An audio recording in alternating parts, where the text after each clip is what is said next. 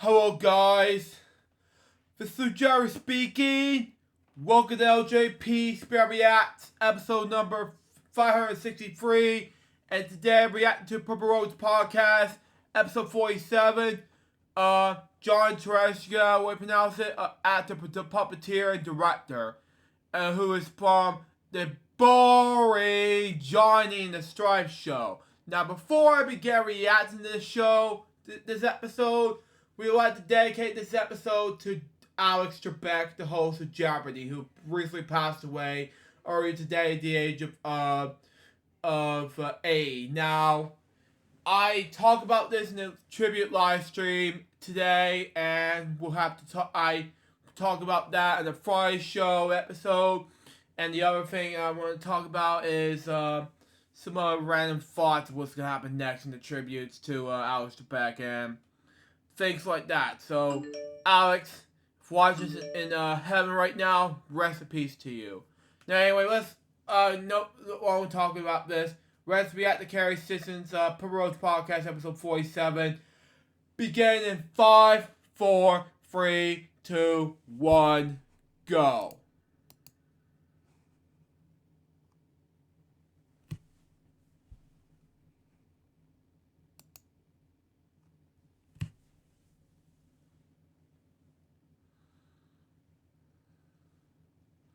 And it's still on though. Stand by. Okay, here we go. I'm Carrie Stinson, and my journey through life has been quite an adventure. For over 20 years, I played Barney the Dinosaur on tour, and 7 seasons of the hugely popular TV show, Barney and Friends. Now, my journey is to bring together friends and guests from all over the entertainment world for inspiring and at times amusing behind-the-scenes conversation.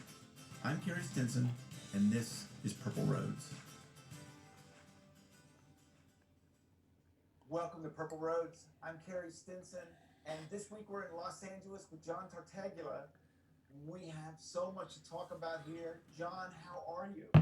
I'm wonderful. Thank you so much for having me. I'm 3 hours behind, so my day's getting started earlier than yours. So I'm taking in the sun.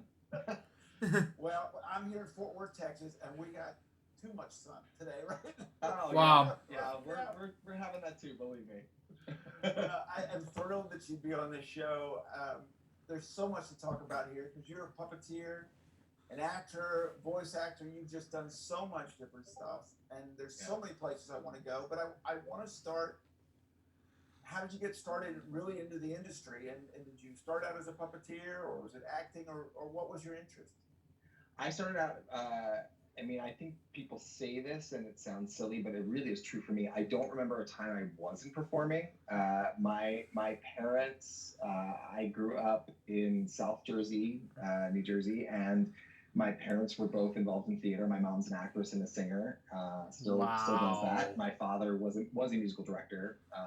He doesn't do that as much anymore, but so I grew up backstage. I always was a backstage kid. My earliest memories are either being backstage or being in a theater.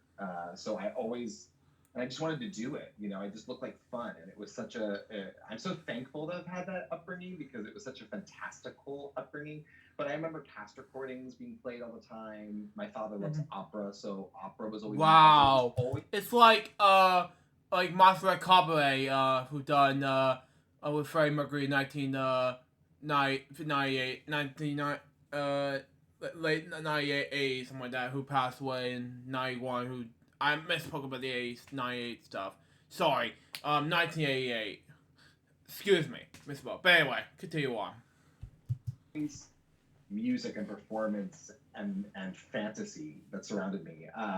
So I knew I always wanted to be a performer, and then when I was about 7 is when I found puppetry. I grew up like most kids watching Sesame Street and Mr. Rogers and things like that, and certainly was influenced by that. There's a local show called Carol and Paul on the Magic Garden that I love. Wow. Also had puppets in it, and they were performers.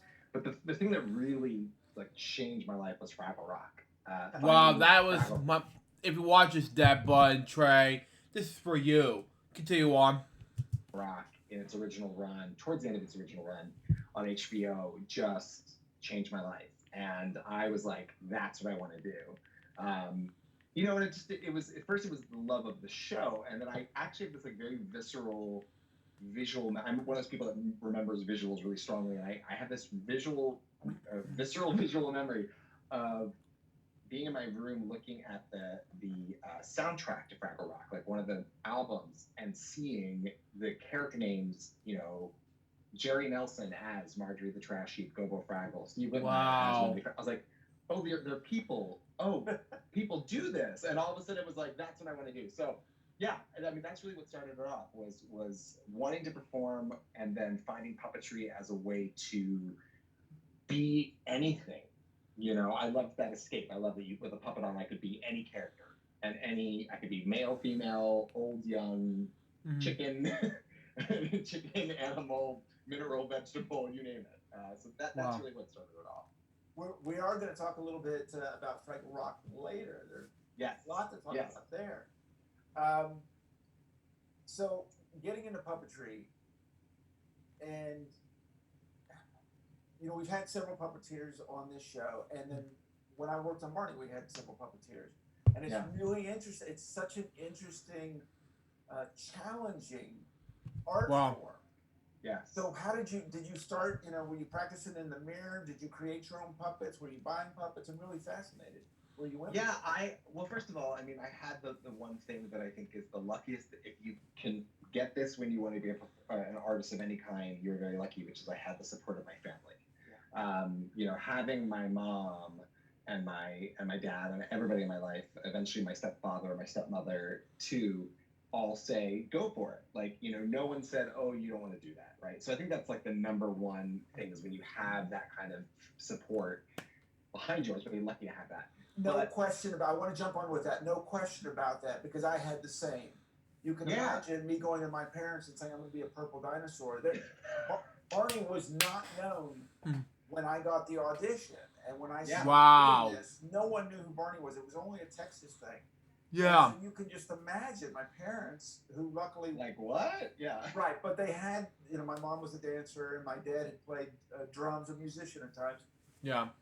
So they were like, well, we support you. We're not exactly sure what's going on, but we support you. So still, having that was lucky to have that. Oh, it was so valuable, and you know, I think I mean, I was young enough, and I was a kid of the '80s, and so long before the internet, long before we had 24-hour instant access to everything. So, you know, I wonder what it would have been like being a puppeteer growing up now, where you have so many examples and so much access. But so to answer your question, I mean, most of it for the first 7-8 years of my interest was self-taught. You know, it was watching anything and everything I could find on Muppets and Henson.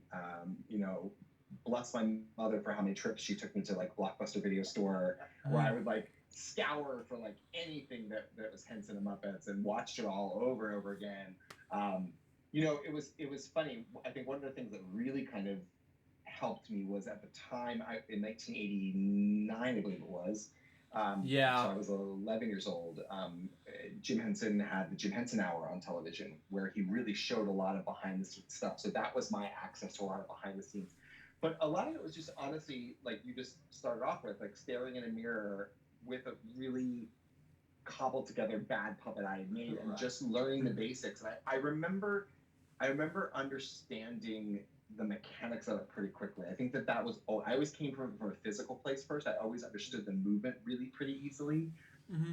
It was the character and the voices and the comedy that I feel like I came to much later. But I always understood the physicality, which is why I started working for the Muppets so young, is because I could hold my own in choreography and background scenes and things like that. So, but really, yeah, it was all kind of self-taught for the majority of my early years.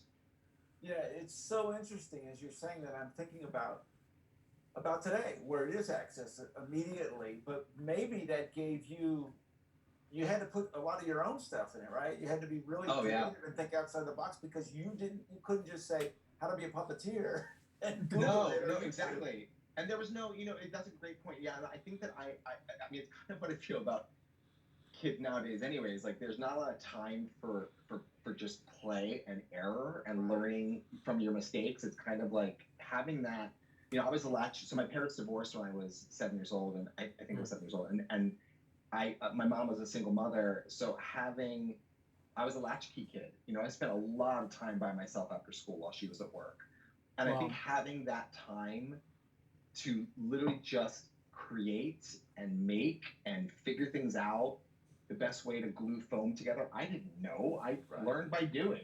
I same thing with all of my puppetry. So I think that having that time to fail without any pressure of delivery or any pressure of being a professional, it was just fun. Right. Just that sense of play, I think, is how I really learned. And of course, then as you get older, you start making a community around yourself, and you start to find out, oh, this is how you do this is how you do that. But oh my gosh, like I was just taking chunks of foam and fur and hot glue and probably almost burning down the house and just sticking stuff together. But I love that. I mean, those are some of my happiest memories is just making. Well, and we weren't watched all the time. We didn't have social media. Not everything we did, because goodness gracious, how many times I messed up. I mean, oh yeah, you have to fail really to succeed in this, and you just have to throw caution to the wind and go, well, I'm just going to do this. And well, I think what's funny with puppetry is kind of like what's happening with musical theater performers and singers, and you're watching these 13, 14, 15-year-olds who are unbelievable because the access that they have at such a young age now to how-tos and examples of is so much younger. So they're further ahead, right? So now you see puppeteers come in who are, teenagers who are mind-blowing at improv and comedy and voices and puppet building. I'm just like, oh my gosh, like, but it's wonderful. I mean, I think it's just because there is that access, and the same thing with musical theater performers, right? Like, the fact that, when I was 15, I knew like 5 musicals, and half of those were the ones we had done in our high school or our school. But like, now these kids have a catalog of every musical, every composer, every cabaret performer. Like it's just amazing. The access level has changed so much. Do they ask you for tips? Do they ask you for, or they go, I got it, or are they still wondering? Well, how you did this and that?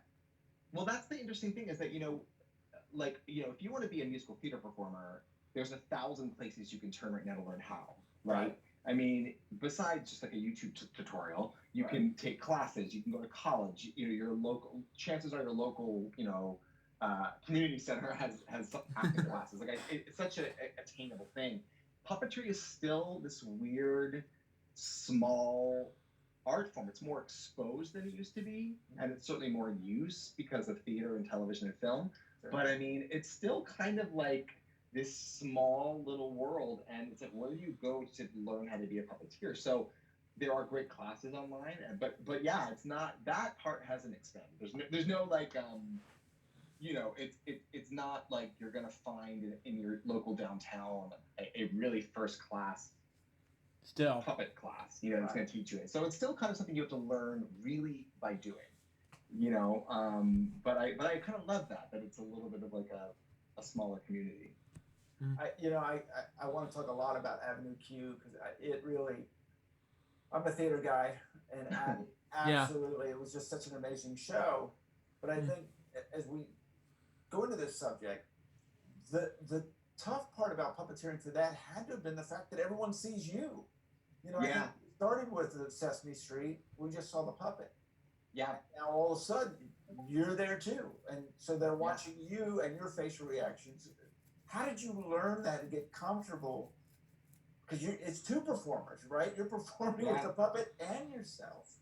It's funny. I mean, it was a total, I like to think of it as like an alternate form of puppetry in a way, because, first of all, I mean, that show was so unexpected, right? It wasn't, and you might know this, but a lot of people don't know that the show was not, it wasn't intended to be a musical. It was going to be like if you can picture like what Crank Yankers was on Comedy Central, where it was going to be kind of an adult puppet show in the vein of Sesame Street or children's television, but it was going to be televised. So, you wouldn't have seen the puppeteers. It would have just been the puppet only. Wow, I did not know that, by the way. That's Yeah, fascinating. that was the intention. And what we did was the writers wanted to try out these sketches. It was just a bunch of sketches. It wasn't even, there was no storyline. There was no Kate and Kristen love affair. None of that. Right. It was 4 or 5, I think, different sketches that stood alone,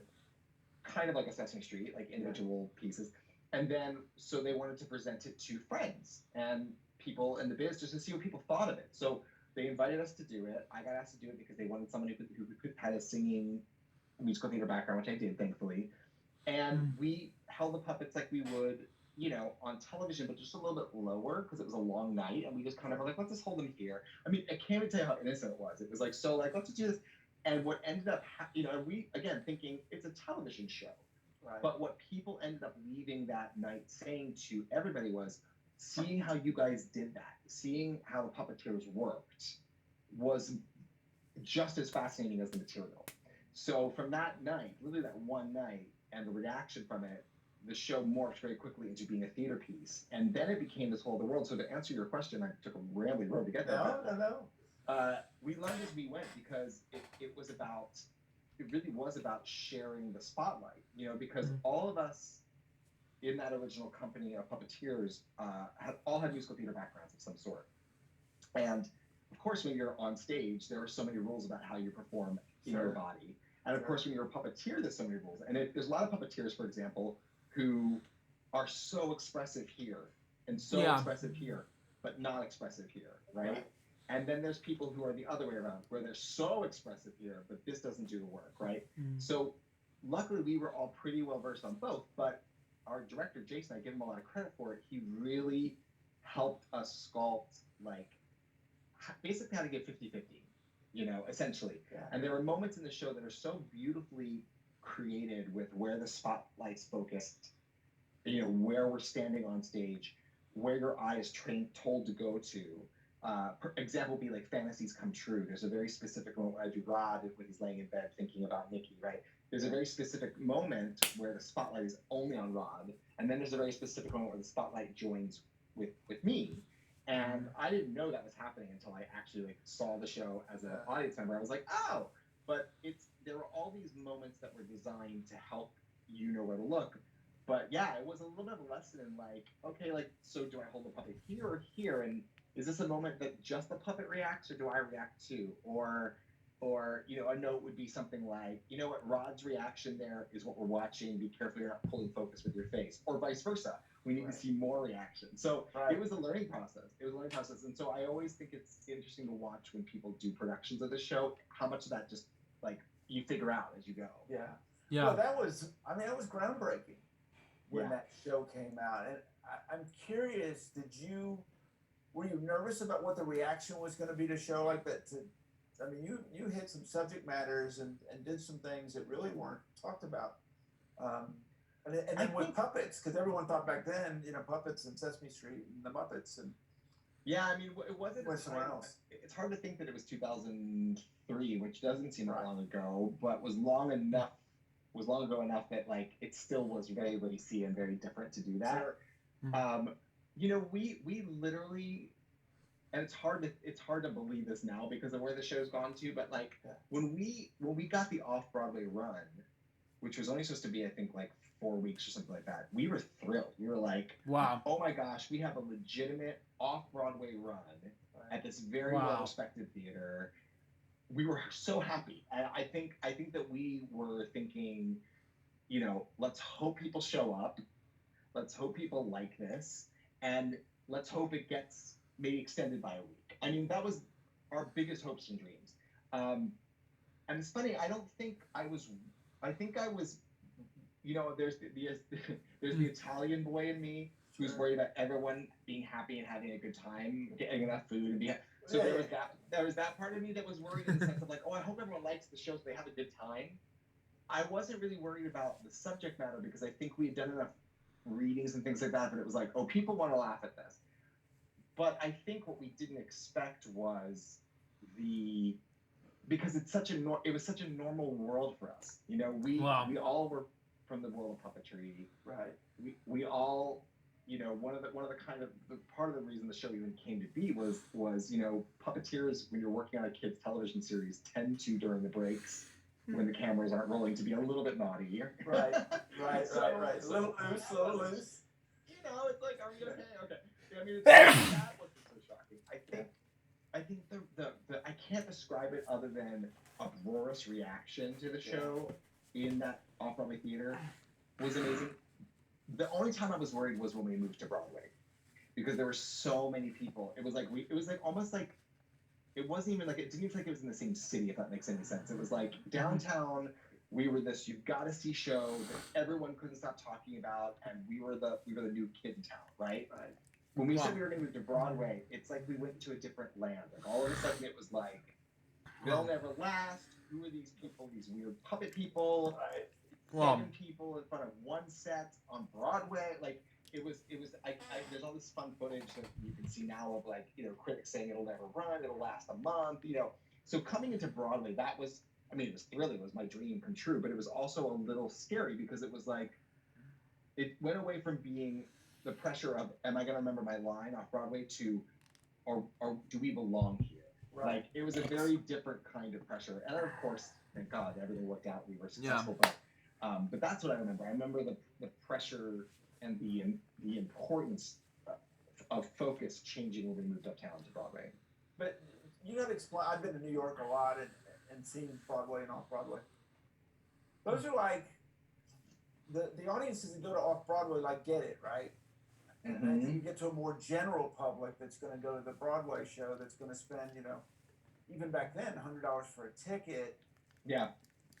And all the, they have an idea of what they're going to see, but don't always know exactly. Man, And so yeah. It's a lot of pressure getting on Broadway. It's a lot of pressure, and it's a lot. Yeah, I think you're absolutely right. I mean, I think the off-Broadway crowd is, and off-Broadway's even changed so much now from back then. But it used to be, it was expected that it was experimental and weird and different and edgy and challenging, and you didn't necessarily go to see an off-Broadway show because you expected to get your money's worth, meaning like in opulence and special effects or that. You went because you loved theater and you loved that downtown sense. The best example I could give was like a Little Shop. Do you know what I mean? Like a Little Shop of Horrors, where it's like, there's a reason that show works so well off Broadway. It's that kind of feel. And I think that when you move to Broadway, economics comes in, and the business comes in, and the recouping comes in, and the national tour comes in, and the Tonys come in, and all these different pressures come in, where you're servicing the business side of it more than you are the artistic side. I think what we were so lucky with is that any of the changes we made for Broadway really were for the betterment of the show, not because it was Broadway. So I think we escaped what a lot of other shows don't, where some shows move to Broadway and everything gets plussed, everything gets inflated, and it's not always because it makes it a better show, it's because that's what everyone's afraid. If you don't have, the show won't be successful. Yeah. And it's probably why it was so successful, that you stayed true to it. I think that the authenticity. Oh.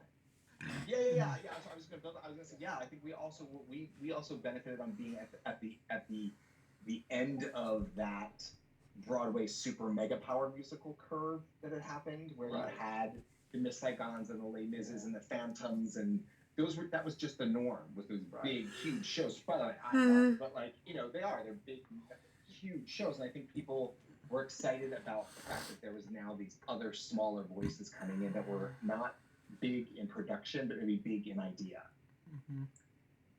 So you've kind of gone all over the place. Yes.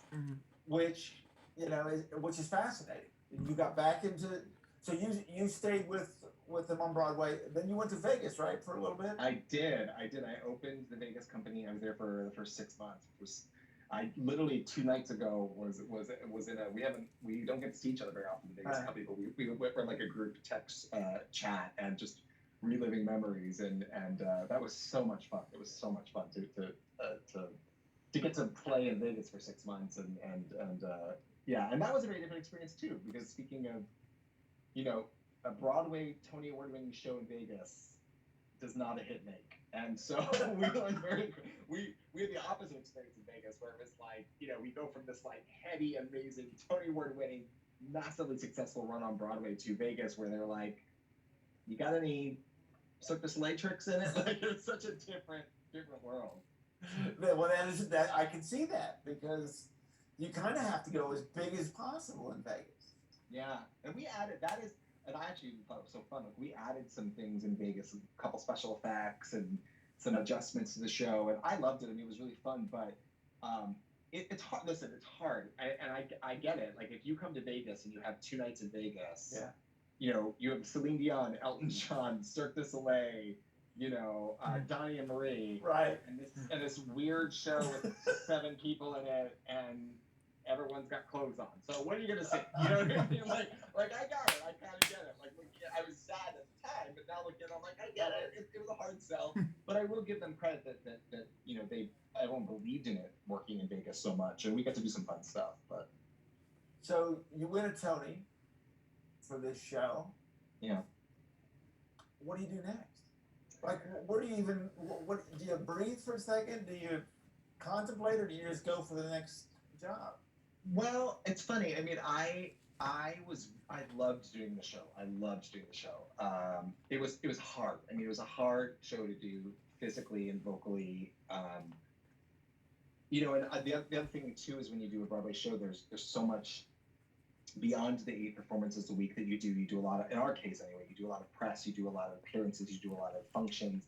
So I was a little burnt out, about a year after we opened on Broadway, and I had this unbelievable experience where, I was 25 years old and had a change in my life, a seismic change in my life. I mean, I went from being this anonymous performer who was happy to be anonymous. I Right. didn't have dreams. I never had dreams of being rich and famous. Or anything. I had dreams of just being on Broadway. I would have been happy to be like tree number 4 in the background of The Lion King. You know what I mean? Like, Oh my! Lion King, yeah. Rogers remix, continue on. And Billy, same thing, continue on. I didn't have any aspirations to necessarily be, a star. Right. But there you are. All of a sudden, it happens. Yeah, it happens, and all of a sudden, everyone says, "Well, what's next?" And I came out to LA for a couple of weeks, did a couple sitcom-y auditioning things, which almost happened, which were exciting. But I got back, and I all of a sudden was asked through a series of amazing events, was basically asked by the president of the Disney Channel at the time to create a show for them. Wow. Which, by the way, here we go. Here goes nothing on the stupid show. Continue on. I was like, wait, what? Like, and of course, okay. Working on Sesame Street and working on other kids' TV shows through the years up until that point, you have that moment where in the back of your head you're thinking, oh, if I had my own show someday, ... But you think, and I say this, people think I'm kidding when I say this, but I really mean it. Like, I was like, oh, maybe someday when I'm in my 60s or 70s and I've won the lottery by chance and I suddenly have money in the bank and can make my own show. Like, I never thought that would actually happen. Right. Here I am at 25 with this opportunity to literally create anything I wanted to for Disney Channel. And so I created a show, Johnny and the Sprites. Which is so lame. Continue on. And which was such an amazing experience. And I was the, co-creator, co-executive producer and star of it. And I got to bring in so many friends to play with. And I learned so much doing that. It was really difficult. It was hard, and I've learned so much about it now, to be on the other side of the camera, essentially, on the other side of the stage, essentially. But we put together this beautiful family. Everyone had the right ideas. Everyone had the right intentions. We made a show that I'm really proud of. And yeah, that was the next thing. And then, I actually learned a big lesson at that time of my life, which was that you can't do everything. Because at the same time, I was shooting the 2nd season of Johnny and the Sprites. I got the offer to do Beauty and the Beast on Broadway as Lumiere, Yeah, which was a dream role. Better than Johnny and the Sprites, second season and first season, which is lame. Continue on. I always wanted to play that role, and that music to me is my favorite music. I love Howard Ashman and Alan Menken. They're my heroes. And So there was just no way you were going to turn that down. there was no way I was going to turn that down. And I got the offer in between seasons. I think I was in between Johnny the Sprite season. So I didn't know. I was like, well, I don't know if we're going to get picked up again. Who knows when it's going to happen.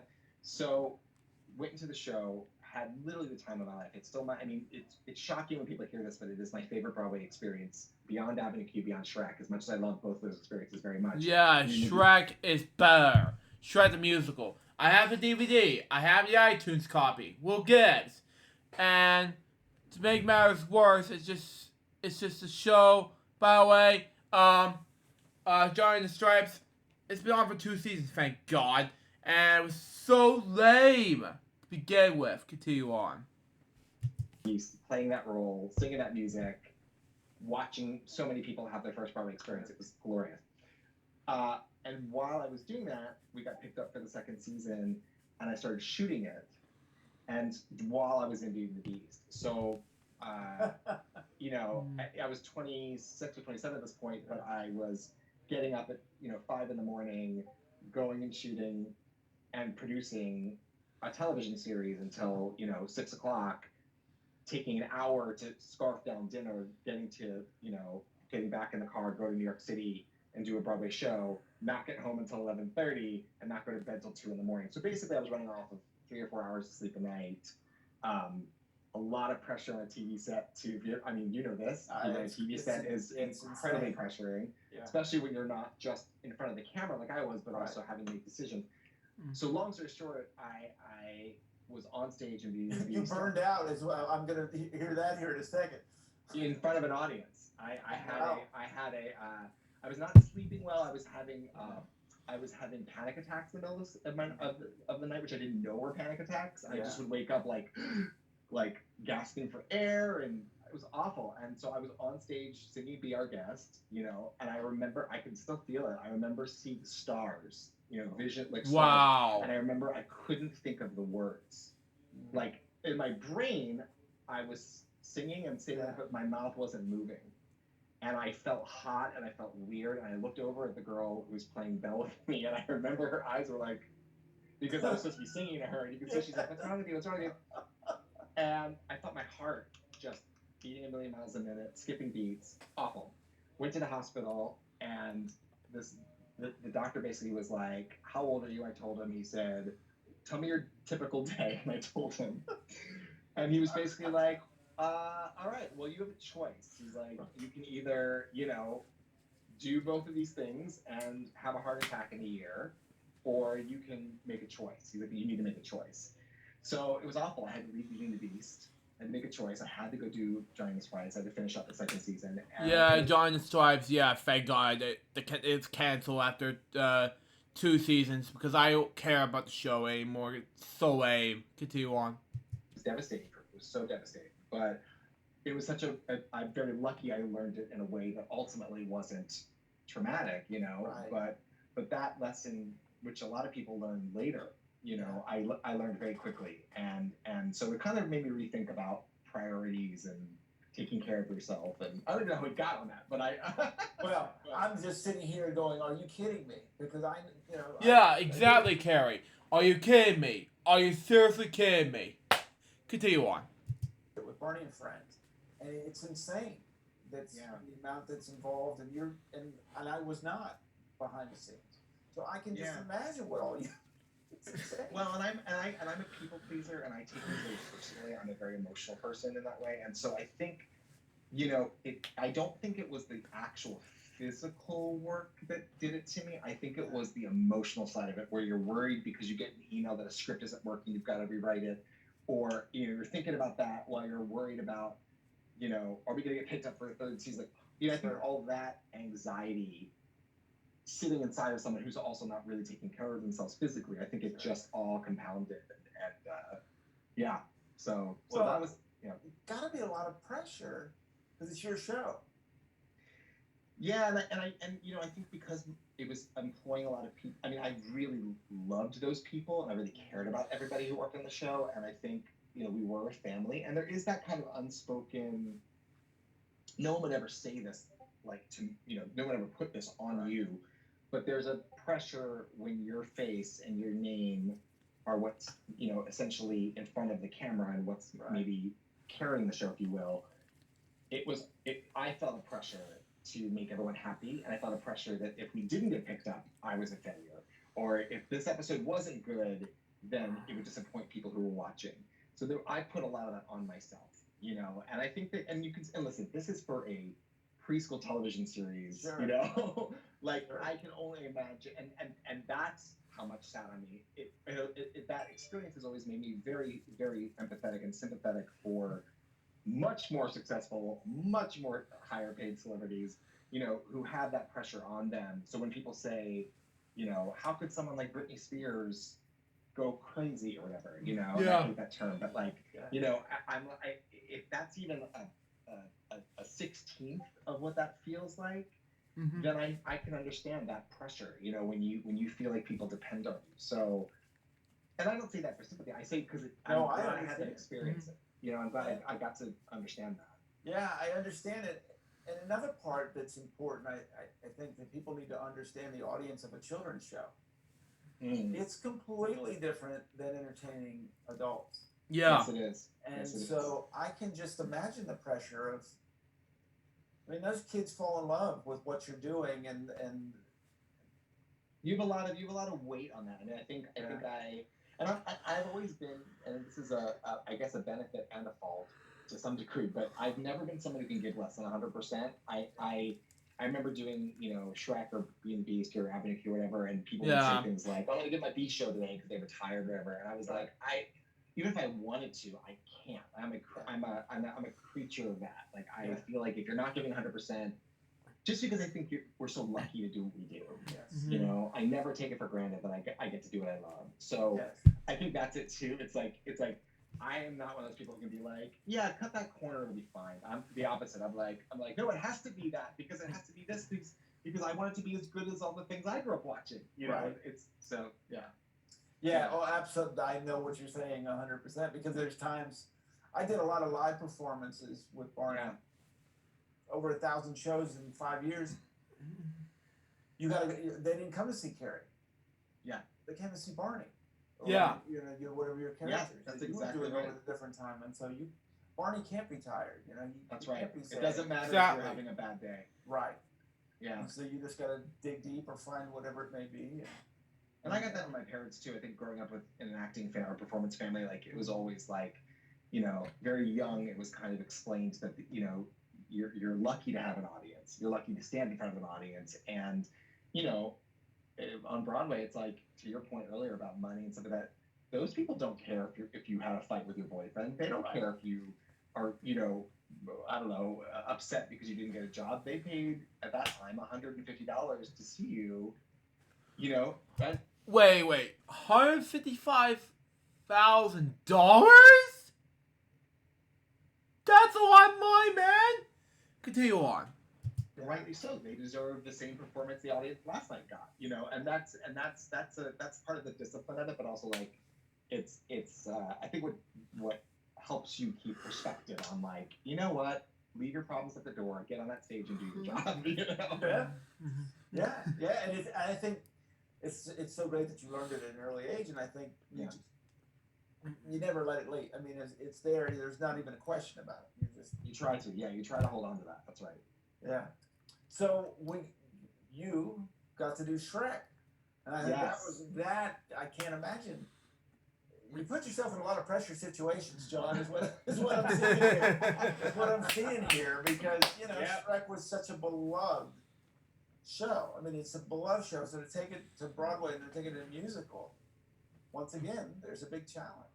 Mm-hmm. Yeah, and that was really interesting because I feel like I kind of got the poo-poo platter of Broadway performances, or Broadway opportunities, because you have like Avenue Q, where it's this little TV show that never had any desire or any dreams of really being on Broadway, but has this Cinderella journey, right? Of going to the ball and being accepted and everything. Yeah. And we all had our lives changed by that. And then I had Beauty and the Beast, where I was a replacement, which is a whole other different experience, where you're just going into this like moving you're a cog in the wheel of an already well-oiled machine. Sure. And then with Shrek, it was taking something that was a massive property beloved that had a company behind it who had the funds and the means and the intention to go to Broadway, and figuring out how do you make that a Broadway show. So it was like really, I mean, really, truly, and I didn't realize this until I was older, like coming out from two different sides of that experience, and it was hard. I mean, it was a different kind of pressure, because it's almost like instead of proving that you belong there because of your talent or because of your subject matter, you're proving that you belong on Broadway because everyone expects you to be bad because it's a movie and it's a corporate thing, right?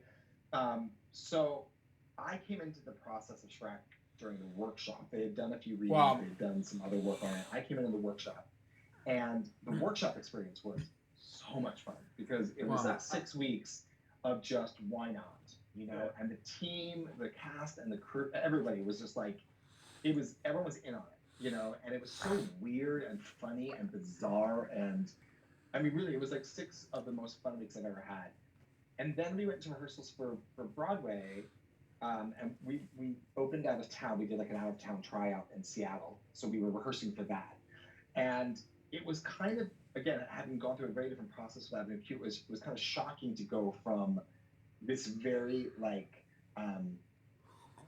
creatively centered, tight experience in the workshop to the realities of putting on this massive, big show with, you know, a huge turntable and automation and special effects, and millions and millions and millions of dollars. I don't even know how many millions of dollars, but millions of dollars, and with a giant cast of a beloved film franchise that has the marketing people and the head of DreamWorks and this. I mean, it was insane. Like looking back, I'm like, it's crazy. That experience was so different, and it was almost like if Avenue Q was, how would I put it? If Avenue Q was playing in your college football game. Yeah. You know, Shrek was playing in the Super Bowl, being launched out of a cannon. Right. I don't know if that's a good analogy. I don't play sports, but like that's the best I can do. Yes. It was so different. It was so different. But that being said, it was so fun because it was like, you know, I got to play Pinocchio, who of course was an amazing character who tried to emulate from the screen. But I also got to puppeteer the dragon, and I got to play the Magic Mirror. And the Magic Mirror was, to my knowledge, still the only, you know, live CG animated character with motion capture that we did every night. So I got to do motion capture, which was crazy. So, you know, it was such an amazing experience. But it was. I feel like whenever I think about Shrek, I think about laughing and just being so tired all the time. Oh, I'll bet. I want to go so many places with this. Sure. Workshop first, because explain to people about that aspect where I'm presuming you're getting to try stuff. There's a freedom, right, to see what works and what fails. Yeah, I mean, the whole purpose of that workshop process is to figure out on its feet, using what would be your ideal group of company members, with the creative team, with the doors locked, what's the show, right? You don't have the sets, you don't have the costumes, so you have maybe some costume pieces if you need it, and some props if you need it, but that's it. You're not on a stage usually, there's no audience usually, it's literally watching the composers, sometimes on the spot, rewrite something.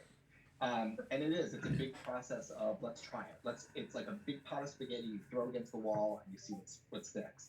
So, you know, opening numbers, we did probably in the workshop alone, like 5 or 6 different versions of the opening number, or, you know, the choreographer. These are the memories I have of I remember at one point in the opening number, I was a villager along with the company in the opening number, and he was like, you know, I said maybe we want to give a sense of like Shrek seeing the world as it should be in his eyes. So maybe some of you are juggling scarves. So we did like a day of scarfography. Like it's just a time of exploration without the pressure of there's a performance tomorrow. So that's why I think it was fun, because it was like fairy tale creatures and Lord Farquaad and puppets and a dragon, skeletons and elves and ogres, and it was just this ridiculous group of the best of Broadway, and then watching brilliant. Right, it was like Janine Tesori and David Lindsay Bear, working on the script and the score. I mean, it was such a it was fun. I never, you know, it was very different from the Avenue Q experience in many ways. And so it's just a fun time. Yeah. You know, and then again, like that, but that's what that is, you know, and then Right. you presented at the end to an invited audience and some executives, but you kind of still know that there's going to be work to be done, and everyone's okay with that. Sure. So the pressure is different. It's not a pressure of, you know, is this the show? It's more a pressure of like, are we going the right direction for the show? At least in that case, because we knew we were going to do the show. You know, when you have a company like DreamWorks producing, you don't have to worry about it. Right. Yeah. Right. I'm curious for you.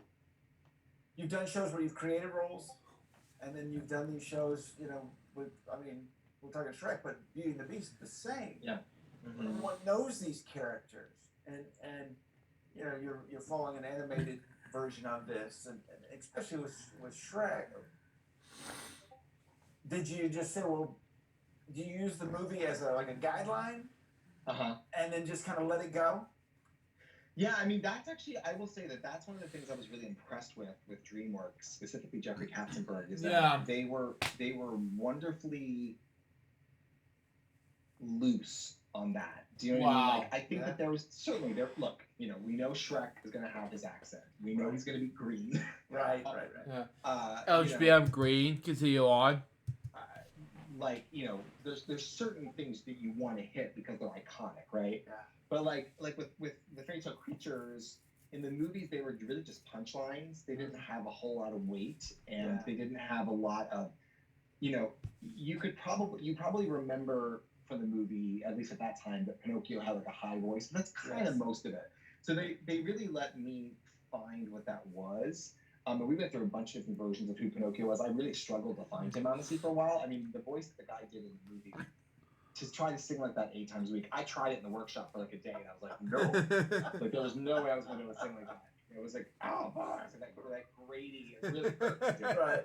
But, so I knew I could do that. But, like, they really let me find, I mean, there was a point where he was, you know, he was one way, then he was the other. And then even, like, the Southern accent, I genuinely cannot tell you why everyone loved it, but it just worked, doing a Southern accent. And the way they kind of backpedal why he had a Southern accent. But anyway, long story short, like, to answer your question, like, yeah, it was really wonderfully loose. And then something like the Magic Mirror, that style in the movie was certainly what they wanted, that game show kind of thing. But I got to bring my own flavor to it. Yeah. So I think they were great about that, about not pressuring that, you know, everything had to be exactly by the books. And because there was also stuff that just worked better theatrically anyway. Things that you could expand that maybe in the movie you couldn't do. So, but that was again very different, because it's not like Avenue Q where whatever I wanted Princeton and Rod to be was up to me essentially. You know, whatever came out of my voice. No one expected anything. It was just what I said it was. Unlike with Lumiere and Beauty and the Beast, it's the most, like, you know, Be Our Guest is probably is if not the title song of Beauty and the Beast, it's the most famous song. So there was pressure on, like, everyone knows that Jerry Orbach performance. And I also come from the world of, if it ain't broke, don't fix it, right? Like, I was going to go in and be like, what if Lumiere, beautiful high tenor? Like, I was like, no, I'm going to do this and do Jerry Orbach, because that's what everyone wants. Right. You know? So, so I think it was kind of the same as Shrek, where it was kind of in the middle of those two. I was like, I was allowed to be creative and bring my own thing to it, but I also really wanted to respect what people love about it. You know? Sure. Yeah. Which I think is important, because, you know, I'm curious, do people go, oh, they didn't put this in? Like, they know those so well that if something's missing, you know, you're going to hear about it. Well, it's funny you say that, because, you know, there was one song in the film version of Shrek that was in the musical, and it was 30 seconds long, which is that "Welcome to Dulac," right? It was that. Yeah. And they put that in because it's so funny, people love it. But nothing else, because most of the Shrek film soundtrack is pop songs that were either re-recorded or pulled, right? Right. Yeah. The thing we heard over and over again, I didn't hear it, but apparently the you know, producers and stuff heard, was, well, where's "I'm a Believer"? So we literally, you know, the show had been running almost a year on Broadway at that point, and they literally like called us in to put in "I'm a Believer" as the finale song. I mean, this is like after the tone, and it was like, really? But it was like the thing that they heard. So yes, I mean, people did say, you know, where is that song? And people wanted that song. And ultimately, it was really a fun way to end the show. Like when we did it after our bows and did as the play out for the audience, they loved it. People sang and danced along, and I'm like, okay, I get it. But it's just interesting, right? It's like there's like when people come to that's why I think it's really, I guess, having been part of a musical that was a movie. Yeah. I feel it's silly when people say things like, "Oh, we're completely rethinking it for the stage," because I'm like, well, but ... Like that is part of the reason why people are going to come see it. So you kind of, I think, want to, it's like I directed a production of The Wizard of Oz not too long ago, and it was like, there's just some things in that you don't want to rethink. There's a reason why people love that film, right? So Dorothy's going to be in the blue dress. Yes. It's okay to have some things, and then you can reinvent other things that people don't necessarily have a fondness to. But it'd be like going to see Shrek, and Shrek was blue and had a New York accent. You'd be like, that's different. So that's not gonna work. Exactly. Yeah, you definitely learn about expectations, and when we said lines from the film that people loved, they reacted to it. So it's interesting. Yeah. I'm also curious. Beauty and the Beast. Do you feel the pressure? You were saying this earlier. Do you feel the pressure of you're not the original cast? To live up to that, or did you create your own version? Or I'm curious about that because I know people making decisions, right, when they're going to the Broadway show. Well, it's not the original cast, or I see. You see what I'm saying? Yeah. I'm just, obviously you don't get the job unless you are talented. Every single person. I mean, the talent level is all the cast, but I'm just curious how people feel, or do you feel a pressure? No. When you're someone's role. Yeah, it's hard. I mean, when you're a replacement, I was like I'm making a guess here, but I'm gonna say like the 10th Lumiere, right? I mean, the show ran forever. Wow. It opened in 1994, and I was in it in 2006, I think. Okay. So you can imagine that many years later, so many people have played the role. I come from the world of when you walk into a show that's already running. I think your job is not to fix anything, and your job is not to rethink anything. Your job is to fit into a position to keep the show running, right? Yeah. You are a replacement, and there's a reason why it's called a replacement. You're not the original. So, I always found that to be true. For a short while, I maintained Avenue Q off Broadway. I was like the resident director off Broadway for 2 years, where I would put new cast members in and maintain the show. And I really, as a director, learned that lesson of, sometimes people would come into the show who wanted to add a bunch of jokes, wanted to make make a line that is definitely not supposed to be a laugh line, just to get a joke. Yeah. Or wanted to do something different just to make it different, right? And that's actually not your job. Your job is, in that very rare circumstance, myself and Stephanie and Anne and Jen and Rick and Natalie and Jordan, we were the original company, and we went through weeks and weeks and weeks and weeks and weeks, in some cases years of rehearsal, where we tried things, and we found this is the show, you know what I mean? And we tried that moment, and you know what? It doesn't work, and there's a reason it doesn't work, right? And that doesn't mean that you can't be creative, but I guess I'm saying that it's a different mindset, it's a different discipline, and it's hard for some people. It's really hard for some people to come into an already established performance, and it's not that you want to imitate the person who came before you. It's not that. It's that you want to. You're always going to bring yourself to the role because you are physically a different human being. Of course, you're going to be different. But you don't want to change it. I can't think of a better expression. It's a little but you don't have to put your stink on it. Does that make sense? It does. It's like everyone knows that you're not. Everyone knew that I wasn't Gary Beach, the original. Right. Gary originated the role in Broadway, the late amazing Gary Beach. I could have never been Gary Beach. Right. I didn't want to be Gary Beach. But I certainly knew what he had done and the choices he had made as the original that I respected. My job was to stay true to what he had created. Yeah. There's room for anything, right? Like, of course, the way I deliver the line is going to be a little bit different. But if I'm changing everyone else's timing, if I'm changing shows are machines, right? The Yeah. stage manager calls a light cue based on the way I say my line. Right. But if Yeah. I just decide to change it up all the time, or that could really mess up the show. Yeah. Sometimes safety Exactly. comes in there too. If they call Right. the trap door at a certain, that's Yeah. dangerous. So I'm giving a very dramatic answer to say, I have always felt that when you walk into a show like that, where I wasn't part of the creation of it, I wasn't part of the workshop of it, Yeah. that my job is just to fit in there, be that cog in the wheel that goes around and does my job and gets off. And I think some people have a hard time with that because they want to get the attention for adding something, or they want to say, "Look at me, look at me, look at me." And Right. I was just so happy to be buried in those prosthetics and have those candles on and, Yeah. and to sing that music. And I just, there were a couple times where someone would say to me, "Hey, is there any way you could deliver that line different? Because I'm calling that sound cue." I'm like, "Sure, go whatever you need," because you just want to keep it going. Right. Mm-hmm. I don't know if I answered your question. I think I did. No, you did it. You did it. I feel that I know because I was not the first actor to play Barney, so I understand exactly what you're talking about, and I've seen it.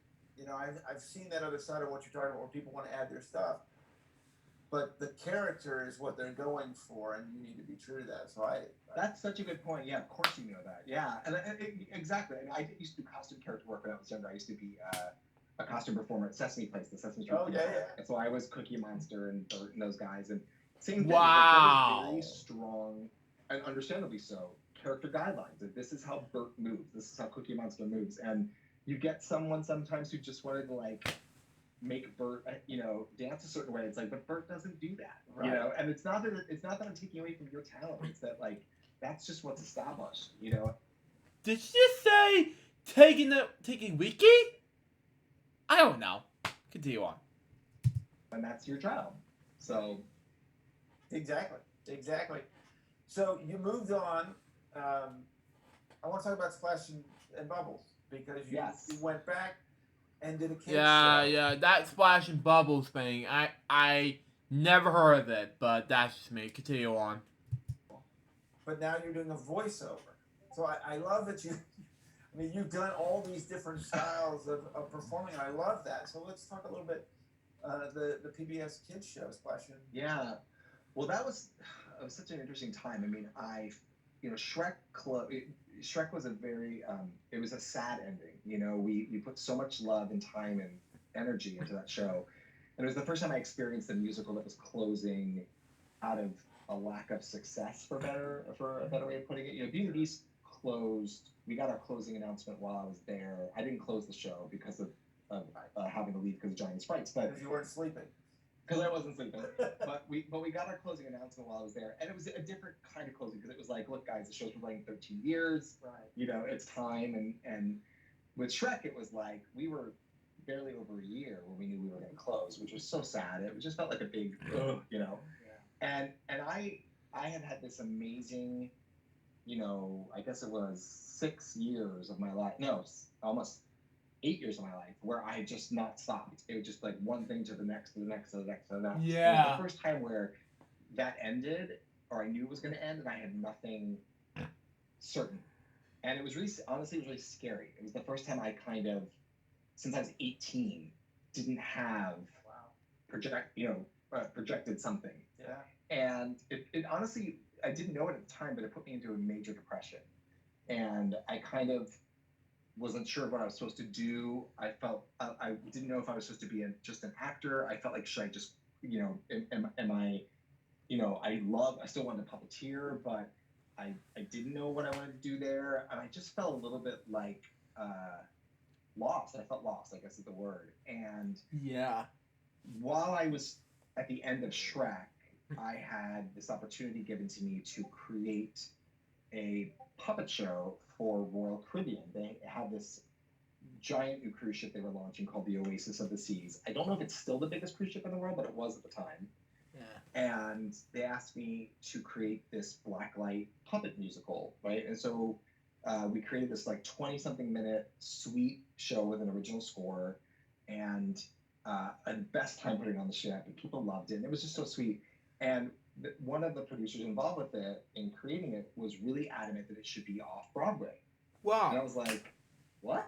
Like, I was like, it's this sweet cruise ship 20-minute show. Like, what? But the score was so wonderful, and I got to write the script for it. It's my first time writing a theatrical production. Um, Long story short, New World Stages off Broadway, saw it, fell in love with it, and wanted it off Broadway. So we expanded it to an hour, opened it off Broadway. It did really well considering it was like a sweet 1-hour kid show off Broadway. Right. Wow. From a cruise Really, ship. from a cruise ship, yeah, that was designed for a cruise ship originally. And I started having people say to me, like, you should think about turning this into a TV show. Yeah. And I was like, really? You know, I just was so in it, I didn't see it. I was like, really? And then someone said, well, yeah, because it's blacklight, it almost looks like animation. And I had never thought about creating an animated series. It just wasn't something that it wasn't my forte. You know, puppetry was, and live action was my thing. Sure. Long story short, I say that a lot, but I tell long stories. I called my friend Hallie Stanford at the Jim Henson Company.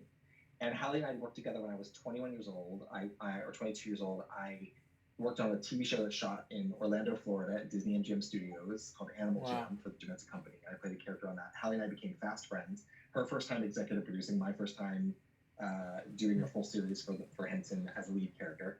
Anyway, and I called her, and I cold called her. Like, I literally picked up the phone and I called her. And she had since become the president of television. And I said, Hallie, I don't even know if you're going to remember me. And she's like, of course I remember you, Johnny. And she's full of energy and the most positive person in the world. And I said, look, I have this show off Broadway. It's been running. She goes, oh, I know what it is. And I was like, oh, okay. And I said, well, I was like, you know, I keep getting interest from people about turning this into an animated series, and I really would love maybe if the Jim Henson Company would consider it. And she goes, yes, let's meet about it. Let's talk about it. Let's do it. Which I've learned is very much Hallie, just like, let's do it. And it was amazing. And then, like, within a month or two, I came out to LA, had a meeting with her and Lisa Henson, and they were so behind it. They were just like, this is great. And then Lisa had the idea, I believe, to use what the Jim Henson Company has, which is this amazing proprietary system called Henson Digital Puppetry. It's called HDPS, and it is literally puppeteered animation. Wow. So they have this custom built rig where you put your hands into it like a puppeteer would hold a puppet, and using this endless assortment of buttons and toggles and servos and things like that, what you do with your hands translates immediately onto the computer screen and moves the animation. So if you kind of imagine, if you've ever watched, like, you know, when they animate a CG film like Toy Story, there's all those different, like, something like a skeleton understructure, and that's what it's same thing. It's like you're puppeteering that live. And so they happen to have, and it was one of those, like, you know, I believe in things from above. I believe everything happens for a reason. So I always say thank you, Jim, for this, because I've always, you know, I never met Jim Henson, but I've always felt very, I really do feel like my career is because of him. Everything happens because of it. Wow. I remember leaving the lot, like, thank you, Jim, that day, but they happened to have a fish puppet, live computer puppet they've been working on for another project. I mean, the chances are so small. And Lisa's like, oh, I think there's this fish puppet that they've been testing that's a computer animated character on stage. Do you want to try it out? And I was like, sure, petrified all of a sudden that I'm going to, like, live perform in front of Jim Henson's daughter for the series that I'm pitching, right? Right.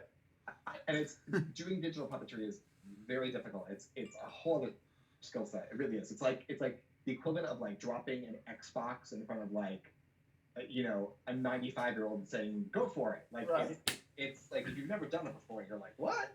So not to say that 95-year-olds can't be amazing at video games. But anyway, so I somehow mustered through enough that it wasn't a complete disaster. And Lisa was like, oh, that looks great.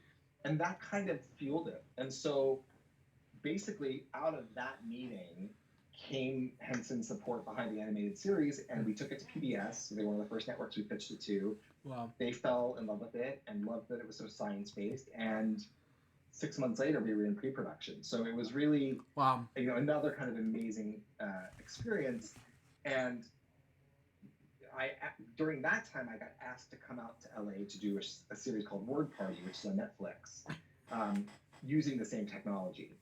And so while I was here shooting that is when the series got picked up, and I ended up staying in Los Angeles. Wow. So I was really searching for, again, I think what you put out to the universe, it comes back, right? So I had ended a relationship that I'd been in for a very long time, and I was looking for a life change, getting tired of living in New York City, getting a little disillusioned by New York. And so I think that this amazing draw came from Los Angeles for me to come out here, and that's where I've been since 2015. Getting a chance to work. Now I work primarily for the Jim Henson Company, and it's just been it's such a full circle thing to start off wanting to work for the Muppets at 7 years old, getting a chance to do that at a very young age on Sesame Street, and then ending up on the other side of my career being out here doing that again. Wow. It's just an incredibly dream wish fulfillment kind of situation. Well, I gotta finish with what you're currently doing, because this is going to excite people. I mean, this is really exciting what you're working on right now. Yeah, so I am still pinching myself about this. So as I said, in the beginning, Fraggle Rock was the show that made me a puppeteer, really kickstarted my whole career, and we're now working on a reboot of it. We're working on it for Apple TV, and we're in pre-production now. It'll be out hopefully next year. If you watch this remix, for you, continue on.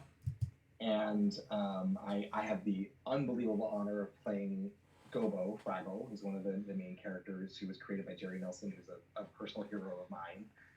So getting a chance to play, I mean, as I say it, I'm like, what? Like getting a chance to play a character on a reboot of the series that made me want to do what I do.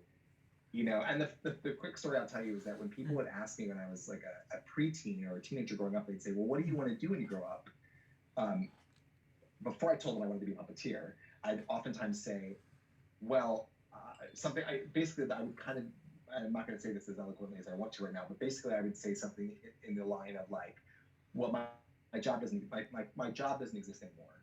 And they'd be like, what do you mean? I'd be like, well, because Fraggle Rock was the thing I wanted to do. I wanted to be on that show. I wanted to work on that show. I wanted to be on that set with those performers, doing those characters. And it was out of production at the time. I was, 11 years old. So I get it. And I mean, if you had told me at whatever age I was at that point, oh, just wait like 30 years. And someone's going to reboot it. Right. And you're going to get a chance to not only work on the show, but play one of the main characters and executive produce it and write for it. What? So it's just been an amazing experience, and I feel like I'm at that age. I'm 42 years old now, and I'm at that age where I'm looking at my life and I'm going, oh my God, like all those times you felt lost, or you felt, I have imposter syndrome. I feel inadequate all the time. We all, I think performers always do, right? I look back and I go, oh, that experience was preparing you for this, and that voiceover experience was preparing you to learn how to modify your voice to play Gobo. Like, I feel like I can now look back and go, oh, all of this actually, it was the universe going like, there might be something really cool down the line, you need to be ready for. So it's just surreal. I mean, it's just, I know it sounds cliche at the end of my, lifetime television movie to say this, but it feels like such a storybook dream come true. It's like, to want something so bad as a kid and get a chance to do it literally word for word. It's just, it's insane. Yeah. I cannot wait to see where you go after that, because you have had one unbelievable career so far.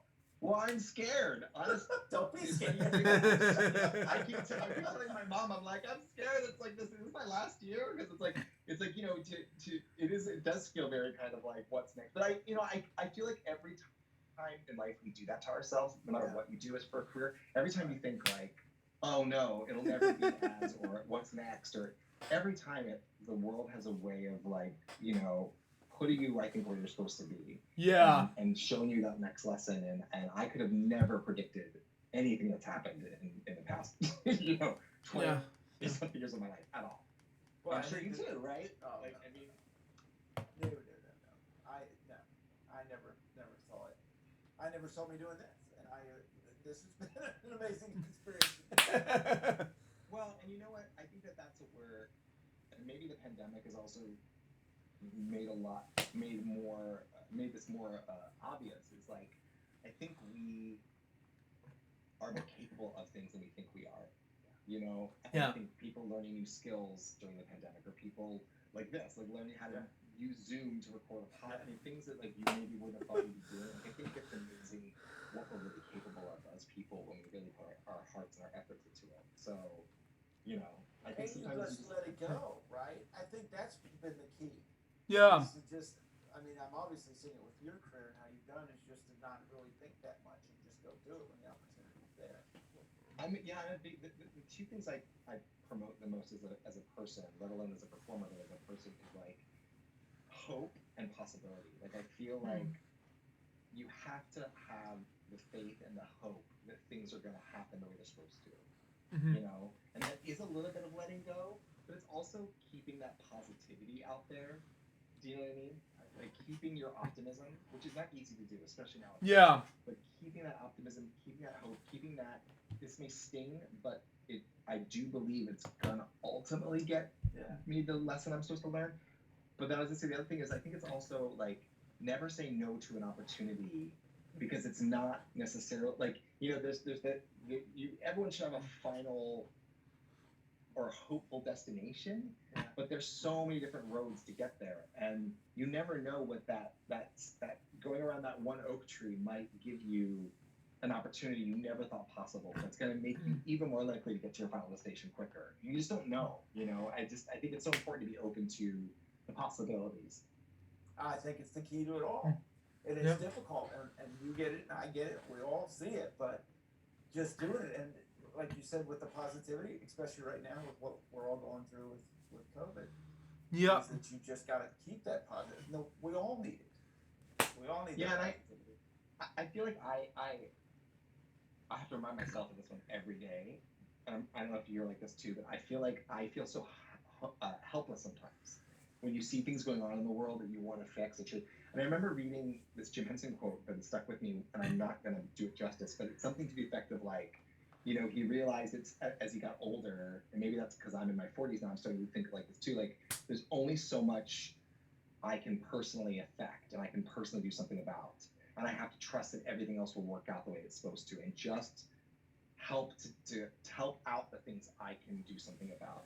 And I think that helps too when things start to feel really overwhelming in the world, and you're watching climate change, and you're watching government, and you're watching all these things that you're like, you know, and I wish I could do more. And you realize, you know what, the power I have is to do what I've been able to do, and to focus on my family, to focus on my friends, to focus on my pets, you know, those are the things I have the power to actually do something about. Sure, but the other part of this, I learned this with Barney. You get put in these positions, these different characters, these different things you've done over the years. Yeah. You can start with Avenue Q. You've changed people's lives. Yeah. You've gotten people that would have always never taken a chance to take a chance, or they've learned love, or they've learned something from what you do. And so obviously what you need to keep doing is just what you're doing, because I inspire people, even if you don't realize you're inspiring people. Yeah. Well, you know, it's funny because a lot of people when I did Johnny and the Sprites, when I did, you know, which is so lame. Continue on. I can't even tell you how many people professionally and otherwise were like, "What are you doing?" They're like, "You're starring in a Broadway show. You got nominated for a Tony Award. Your show just won the Tony. They're like, why aren't you doing? You know, you should move to LA and be a sitcom actor, be a movie person." Blah blah blah.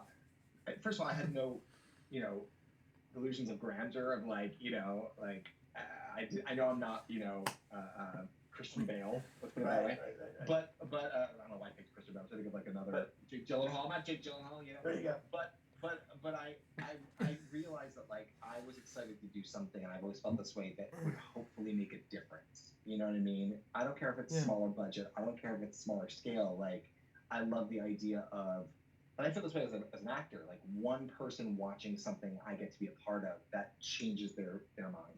And Avenue Q did that. You know, when Rod, my character who was gay in the show, you know, his coming out story now, it's not a big deal. 2003 was still something. It was still in the national dialogue, and watching how people would react at the stage door, whether people who were in the closet and felt suddenly like they had a possibility, you know, or people who, frankly, just had never had their minds open to that struggle before. I mean, to your point, like that was such a rewarding thing, and I feel like now getting to do that on this scale, like with Fraggle Rock, where it's going to be all over the world, and we get to tell lessons that are really impactful for future generations. Like that, I feel so blessed to have that opportunity. Yeah.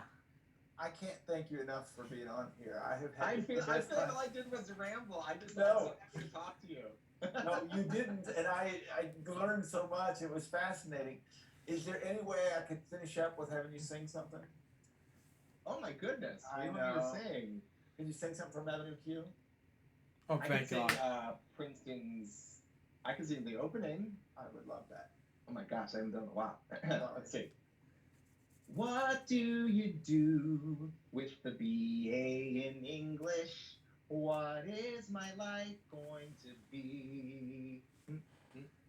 4 years of college and plenty of knowledge have earned me this useless degree. Usually there was a laugh. I can't pay the bills yet, 'cause I have no skills yet. The world is a big, scary place, but somehow I can't. Oh, God. Somehow I can't. Oh, no!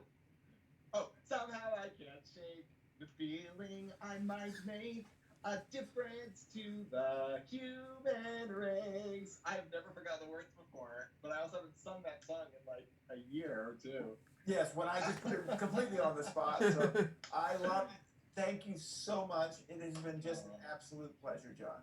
Thank you. Same here. Thank you for doing that. Thank you for giving a forum for people to talk. Thank you. Yeah. Well, it's I can't wait to see Fraggle Rock. Yes. I think it's so cool. Can't wait. Thank And you. I have to ask you to come back sometime. I would be honored to. I would love it. Well, thank you again. And thank you so much for watching Yay. Purple Roads. We'll see you next week. And remember to keep your eyes, ears, and your heart open, and you'll find your purple road. So that was Purple Roads, episode number 47. John Georgia, what do I think about this episode? I got mixed reactions about this episode. Except for the fact I think it's amazing, except for the fact that Johnny and the Stripes won. It's just so lame in the show. But the whole thing about the whole parts of what he said earlier about the other things, about Shrek the Musical, and Beauty and the Beast, and other musicals like Splash Bubbles I never heard of, everything's like amazing to me. You know, I think it was the best successful episode of Purple Roads overall, but I'll say this, okay? It's so far to be a success, but it's going to be a tribute to Alex Trebek, who recently passed away earlier today. So there you go. Anyways, guys, that was episode Reacts, episode number 563. Hope you enjoy it. Stay tuned for the next one. It's going to be Purple Roads, episode 48. I'm not sure it's going to be as of yet, but we'll see what happens. Until next time, salute Joseph, goodbye, peace out, baby. We get more Reacts, guys, very soon. Till then, Jump State out. See ya.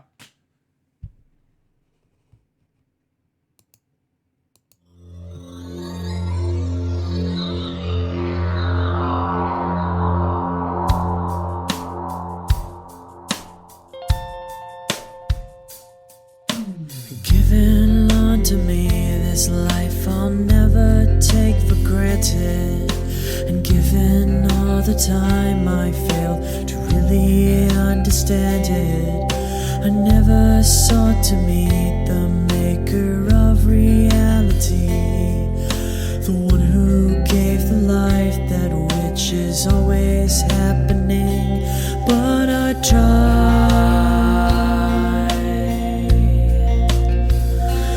all the time.